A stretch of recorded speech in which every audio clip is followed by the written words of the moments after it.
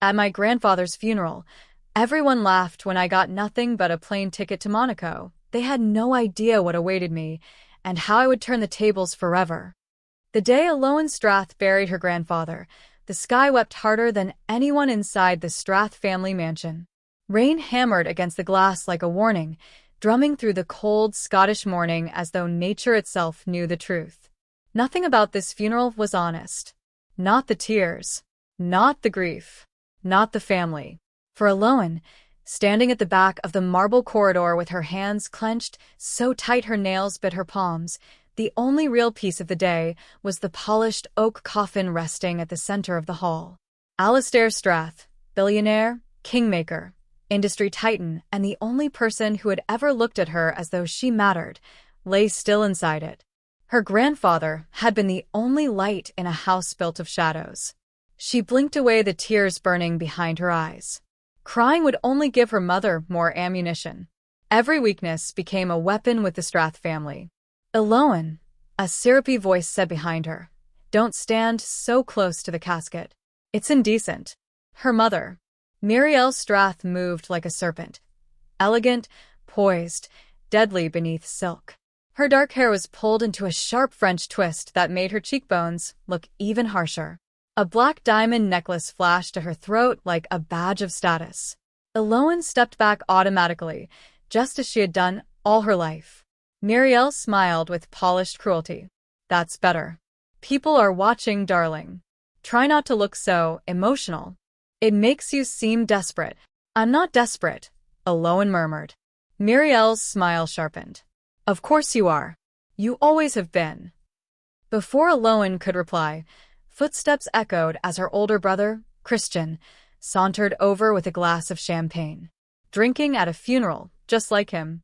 He smirked at her, eyes glinting with the same coldness their mother wore like perfume.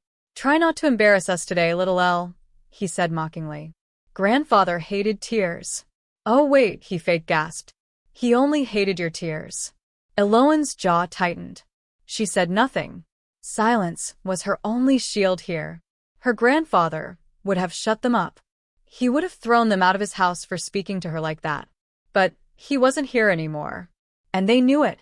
A shiver crawled down her spine as Christian leaned in, voice lowering to a venomous whisper. "After today, you'll finally understand the world wasn't built for you. You're just the leftover mistake father regrets."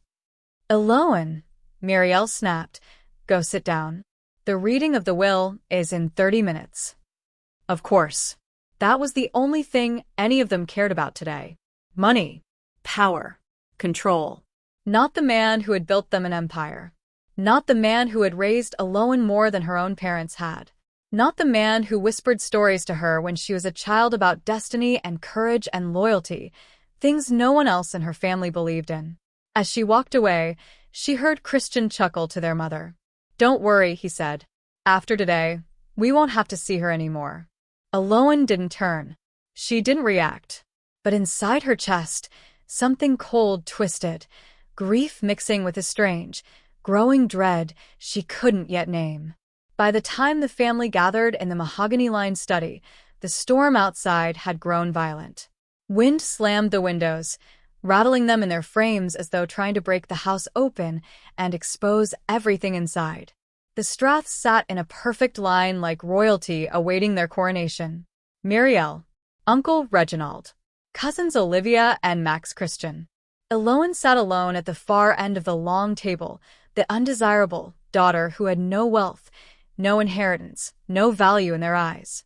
The family lawyer, a gray-haired man named Mr. Alden with trembling hands, cleared his throat. "We are here today to administer the final will and testament of Alastair James Strath." Silence fell so sharply it felt like the air itself was holding its breath. He began reading off the enormous list of bequests. To Reginald, the vineyards in France and a private island in the Maldives. To Olivia and Max, multi-million-dollar trust funds and properties. To Muriel, the main Strath estate and 50% of company shares. To Christian, £10 million and future control of all corporate operations. The family exchanged triumphant smiles. Aloan watched them without blinking. They were dividing grandfather like vultures tearing at a carcass. Finally, Mr. Alden took a slow, steady breath. And, to Miss Eloan Strath, Muriel smirked. Christian's brows rose. Everyone leaned back, expecting nothing more than an insult dressed as a gift. A one-way plane ticket to Monaco. The room exploded into stifled, delighted laughter. Christian snorted. Oh, wow. A ticket? Not even a return flight? That's so poetic. Olivia whispered loudly. Should have been economy class, honestly. Muriel placed a manicure hand to her chest as though deeply offended on Eloan's behalf. That's generous, she said acidly. Eloan didn't laugh. She didn't speak. She simply stared at the envelope in Mr. Alden's hand. That's it? Her grandfather, her best friend, her protector, had left her nothing? No explanation. No letter. Nothing? Something was wrong. Deeply, horribly wrong. After the session ended, people began filing out, chatting excitedly about their new fortunes. Eloan remained seated, staring at the envelope. She whispered, barely audible, "He would never do that." Mr. Alden approached her quietly, glancing over his shoulder to ensure her family wasn't watching. "Miss Strath," he murmured, slipping her a second envelope hidden beneath the first. "This was to be given privately, only to you." Eloan froze. Her heartbeat thundered in her chest as she accepted it. "What is this?" "A message from your grandfather. His final instructions." He emphasized secrecy. She opened the envelope with trembling fingers. Inside was a small golden key, a sealed card, and a handwritten message in her grandfather's script. Her breath caught as she read it. "Eloan, if you're reading this, it means I've failed. I could not protect myself, or you, from the wolves in this family. Trust no one with the Strath name. Go to Monaco.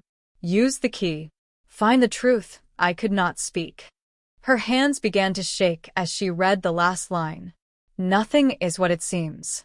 Eloan packed her bag with numb movements, ignoring her mother's taunts echoing down the hallway. "So, he sent you away like a shameful secret. How fitting."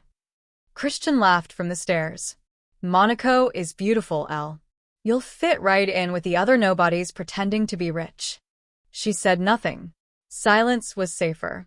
When she walked outside, rain drenching her black coat, she looked back at the estate, her grandfather's home, now poisoned by the people who had longed for his death. She whispered, "Goodbye." Not to them. Never to them. To him. The only person who had loved her. By the time her plane touched down in Monaco, dawn was breaking. The sky was a canvas of pale gold, washing over the glittering coastline like an invitation she didn't understand.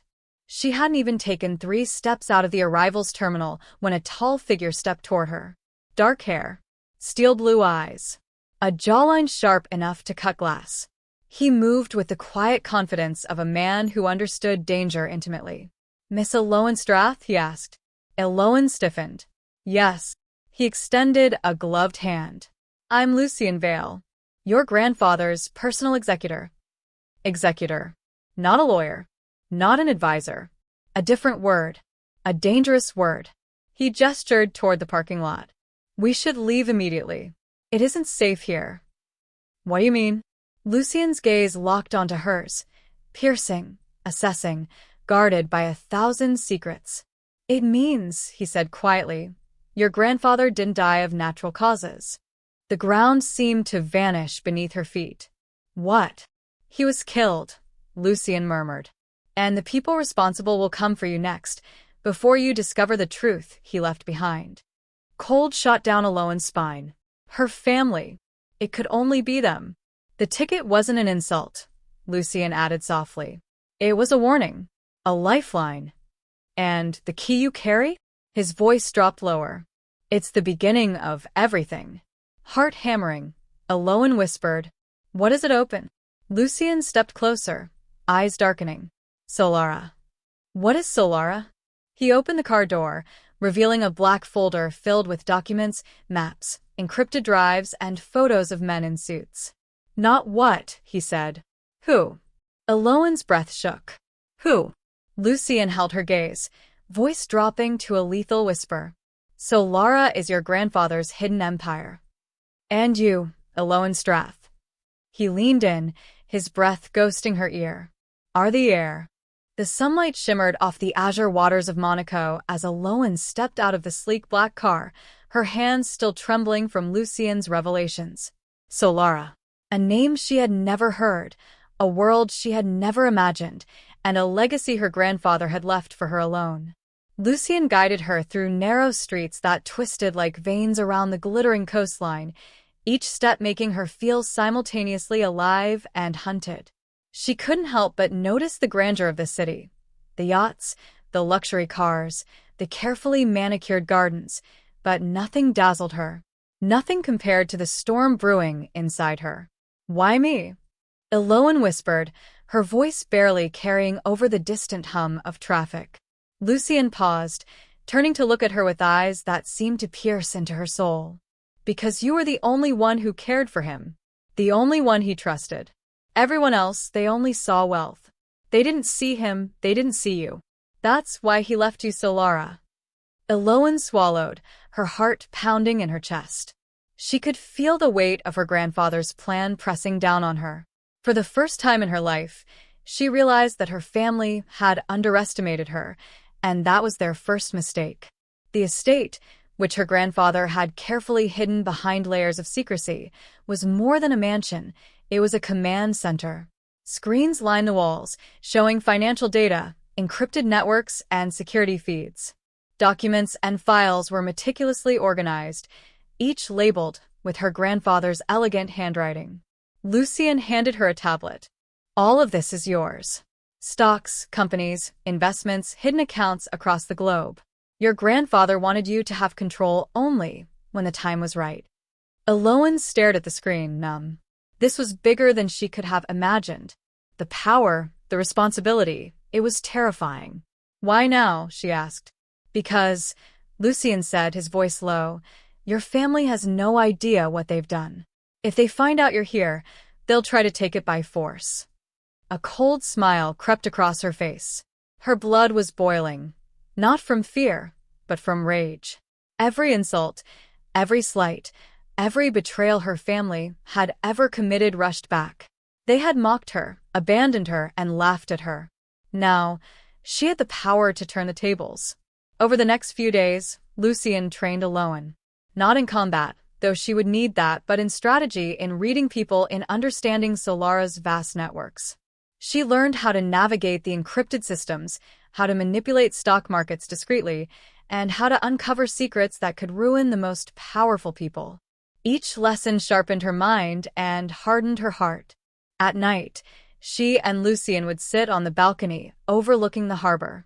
He would talk quietly, sometimes just a whisper, guiding her, warning her, keeping her grounded. And sometimes, when she looked at him, something else stirred. A warmth, a longing, a connection she couldn't ignore. You're different, Lucien said one night, his eyes reflecting the moonlight. Not like them. You won't destroy yourself chasing revenge. You'll control it. Eloan's lips curved slightly.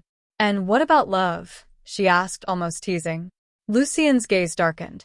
Love is dangerous for someone in your position. But it might also be the only thing worth risking. Her heart skipped. He wasn't just a mentor. He was becoming her anchor, her protector, maybe even something more. Her family didn't wait long. Within a week, hired mercenaries arrived in Monaco, their mission clear: eliminate Eloan before she activated Solara.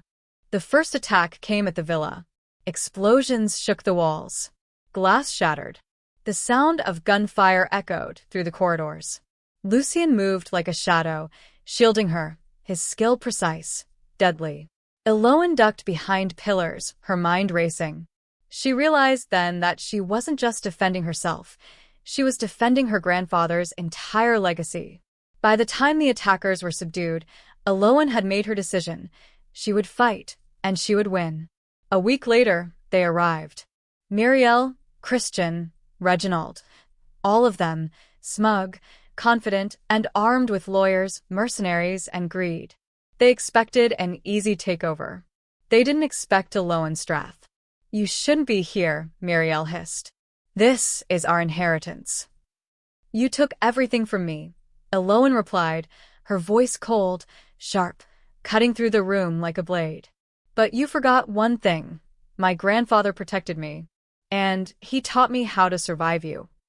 Christian lunged forward, rage in his eyes. Eloan's hands moved almost instinctively. She pressed a button on her tablet.